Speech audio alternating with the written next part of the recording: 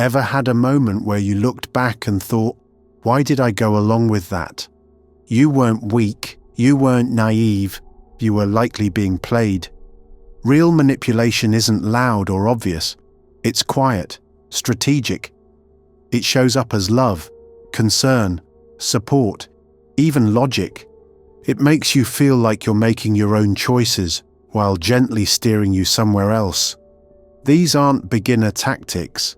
These are the advanced ones, the ones designed to bypass your defenses because they don't feel like manipulation at all.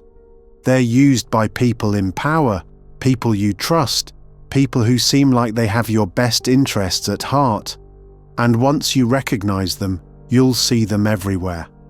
In this episode, we're unpacking 7 next-level control tactics designed to keep you compliant while convincing you you're free. If this already has you intrigued, hit like. It helps more people find this. Let's break the spell. 1. The double bind, no right answer. What if every choice you're given is actually a trap? The double bind is a manipulation tactic where both options are designed to make you feel like you're failing. On the surface, it seems like you have freedom, but no matter what you do, you're framed as wrong, and they stay in control. It's not about offering real options, it's about creating emotional no-win scenarios. Here's how it sounds. If you leave, it proves you never cared. If you stay, it just means you're weak. It doesn't even matter that these ideas contradict each other, because the goal isn't logic. The goal is to make you feel cornered. Now you're stuck. If you leave, you're cold, disloyal, selfish.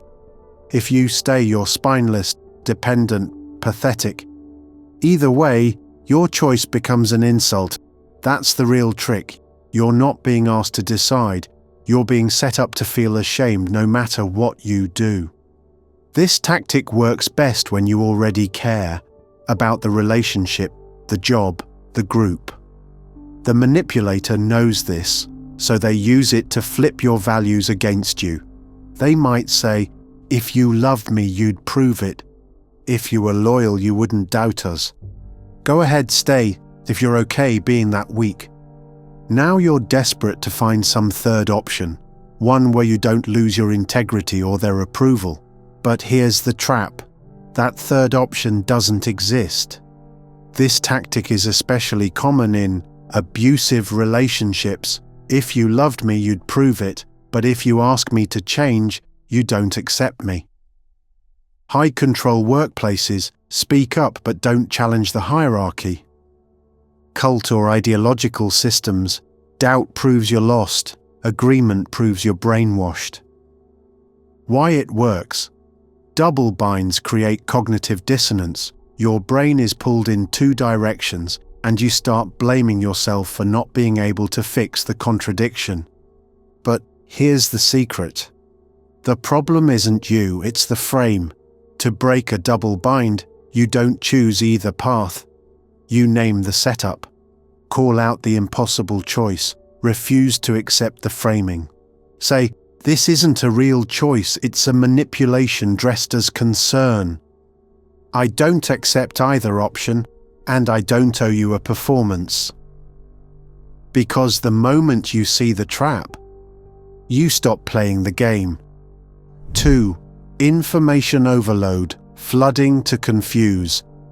Not all manipulation is about what's hidden. Sometimes it's about what's flooded. Information overload is a tactic where the manipulator drowns you in details, facts, figures, jargon, contradictions, so you can't think clearly. It doesn't look like deception. It looks like expertise, and that's what makes it dangerous. Imagine arguing with someone who throws 20 different statistics at you in 30 seconds. You start second-guessing yourself. You stop pushing back. You think, maybe they know more than I do. They win, not because they're right, but because you're overwhelmed. You'll see this tactic in toxic debates. You don't understand, let me explain it for the 5th time. Manipulative relationships. A flood of justifications every time you raise a concern. Cult doctrine dumps, so much doctrine you can't question what's underneath it. Corporate spin, pages of policies that bury the actual abuse. It's also a favorite of politicians who never directly answer, salespeople who overwhelm with features, gaslighters who rewrite history mid-argument. Here's the trick. When your brain is overloaded, it defaults to mental shortcuts. Trust the authority figure, shut down the conflict, go with the majority. Manipulators exploit this moment of exhaustion to slide in what they want. Why it works? Our brains are wired to seek clarity, but we confuse volume with truth. When something sounds complex, we assume it must be right, or at least beyond our ability to challenge. So how do you defend yourself? Pause. Ask, what's the actual point? Refuse to chase their maze. If someone can't explain something simply, they may not understand it, or they may not want you to. Clarity is power, confusion is control, and the person who makes you feel small with their brilliance might be hoping you'll stop thinking altogether. 3. Triangulation, divide to conquer. Sometimes the manipulator doesn't attack you directly. They use someone else to do it. Triangulation is a psychological control tactic where a third person, real or imagined, is brought into the dynamic to create tension, insecurity, and dependence. It starts subtly. Everyone else agrees with me. They said you've been difficult lately. Why can't you be more like them? Now, it's not just between you and them. There's a silent witness, a comparison point, a vague they you suddenly feel judged by. And here's the twist, that third person might not even exist, or they've been fed a completely different story. This tactic is used to divide you from allies, so the manipulator stays at the center, create competition, so you fight for their approval. Avoid direct accountability, because the problem is never them, it's what others are saying. It's a favorite in toxic relationships, partners playing friends or exes against each other. Workplaces, bosses pitting co-workers against one another under the guise of feedback. Family dynamics, parents comparing siblings to gain control or obedience. Cults or high control groups, members being isolated or reported on for their own good. Why it works? Humans fear exclusion. We crave belonging. If we think someone is siding against us or someone else is being favored, we become easier to control. We try harder. We compete. We isolate. And when trust erodes between you and others, the manipulator becomes your only stable point of connection, by design. So, how do you break the triangle? Refuse to play the comparison game. Say, if they have something to say, they can say it to me directly. Please don't speak for them, I'd rather hear it myself. Then reach out, verify, reconnect, because triangulation breaks bonds, but truth rebuilds them. 4. The silent treatment, weaponized withdrawal. Not all manipulation is loud. Sometimes it's silence that screams the loudest. The silent treatment is a control tactic where someone deliberately withholds communication, affection, or presence, not to cool down or reflect, but to punish. You're left guessing, what did I do wrong? Are they mad? Should I apologize? And in that silence, your mind becomes the weapon. You replay conversations, you blame yourself, you try harder, because silence isn't just absence, it's pressure, and it's strategic. This tactic is used in toxic relationships.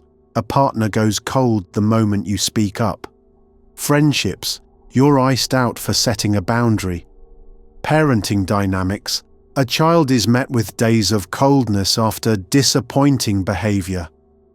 Workplaces, You're excluded or ignored until you get back in line. Why it works. Humans are wired for connection.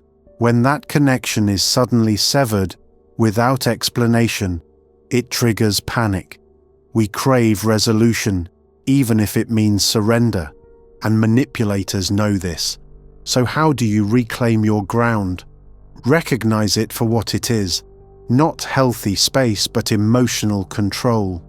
Ask yourself, am I being given room or being punished for having a voice? And most importantly, don't fill the silence by betraying yourself. Real connection includes communication, even in conflict. Silence, when weaponized, isn't maturity, it's manipulation, and when someone uses your fear of losing them to keep you obedient, that's not love, that's leverage. 5. Projection. Blame reversal. What if the accusations coming at you are actually confessions? Projection is a manipulation tactic where someone takes their own flaws, fears, or behaviors and accuses you of them. It's not just denial, it's deflection with precision. They lie, but say you can't be trusted. They cheat and accuse you of betrayal. They manipulate while warning others that you're the toxic one. It's psychological sleight of hand. They flip the script so fast, you don't just defend yourself, you start doubting yourself. Projection is common in narcissistic dynamics, where image is everything and blame must be outsourced. Toxic workplaces, a manager mismanages but calls you difficult. Abusive relationships, you raise a concern, and suddenly you're the one causing problems. Why it works. You go on the defensive, and while you're explaining yourself, justifying your actions, trying to prove your innocence, they avoid accountability entirely. Even worse, you might internalize it. You start thinking, maybe I am the problem. So how do you break the spell? Pause. Flip the lens. Ask, is this really about me, or is this how they see themselves? Because projection reveals more about the accuser than the accused. And if someone always seems to see the worst in you, it might be the part of themselves they refuse to face. You're not guilty just because you're being blamed. Sometimes the blame is just a mirror, pointed in the wrong direction. 6. Future faking. Selling dreams they never deliver. They don't trap you with threats, they trap you with promises. Future faking is a manipulation tactic where someone paints a vivid, idealized future, not to build it with you, but to keep you waiting. Once I get through this, we'll be together properly. I'm going to change, just give me time. We'll travel, settle down, start the business, and you'll see. It feels hopeful, intentional, like a dream you both believe in. But the future never arrives, the excuses do, and every time you get close to questioning the present, they distract you with tomorrow. This tactic is especially common in romantic manipulation, partners who dangle commitment they never intend to honor. Workplace abuse, bosses promising raises, promotions, next quarter improvements that never materialize. Cult-like groups or ideologies, enlightenment is just around the corner. Keep working, keep sacrificing. Why it works. Humans crave meaning. If the present is painful, we'll tolerate it if we believe in a better future. Manipulators exploit this patience. They stretch your hope into loyalty, into silence, into submission. But here's the key. Real change leaves footprints in the present. If someone truly plans to improve, you'll see movement, not just intention. So how do you spot the fake? Watch the pattern. Do their promises recycle? Do their actions align? Are you always being asked to wait while they stay exactly the same? The painful truth, a fake future is easier to maintain than an honest present, and someone who keeps dangling dreams might not be planning your happiness. They're preserving their control. because the longer you stay focused on tomorrow, the less clearly you'll see what's missing today. 7. Shame framing, making morality a trap. Not all control feels cruel. Sometimes it feels like guilt. Shame framing is a manipulation tactic where your values are turned against you. The manipulator doesn't need to yell, threaten, or punish. They just imply you're a bad person if you don't comply. Wow, I thought you were more compassionate than that. A good friend wouldn't say no. You're really going to abandon me now? After everything? Suddenly, you're not just making a choice, you're being put on moral trial. This tactic shows up in toxic relationships where boundaries are framed as selfishness, religious or ideological groups. If you were truly faithful, you'd obey without question. Families or workplaces, we've always counted on you. Don't let us down now. Why it works. Humans are wired for belonging and self-worth. If someone can make you feel like a disappointment, like you're betraying your role, your identity, or your goodness, they can make you do almost anything. But here's the truth. Guilt is not proof. And being a good person doesn't mean being obedient. To escape shame framing, ask yourself, is this truly wrong or just inconvenient for them? Am I betraying my values or just violating their expectations? Because morality isn't a weapon, and anyone who uses your conscience to cage you probably never respected it in the first place. Real ethics require freedom, and shame, when used to silence you, isn't guidance. It's control dressed as virtue. You made it through, and if you're feeling a little off balance, that's normal. That's what happens when you start to see behind the smile, under the charm, inside the behavior you once thought was love, leadership, or loyalty. These tactics aren't science fiction. They're daily reality, hidden in conversations, relationships, media, jobs, belief systems. But now, you've seen the next layer. You've seen how silence can be punishment, how promises can be prisons, how morality can be weaponized. And here's the part most people miss. Manipulation doesn't just take power away, it teaches you to surrender it, willingly, repeatedly, even with gratitude. That's why awareness is your greatest defense, because once you recognize the setup, you get to choose a different role. You stop reacting, you start reclaiming. This episode wasn't meant to make you paranoid, it was meant to make you powerful. And if something inside you just clicked, if you recognized a pattern, a person, or maybe even yourself, hold on to that clarity. It's hard won, and it's yours now. Because when you can name the tactic, you no longer play the part.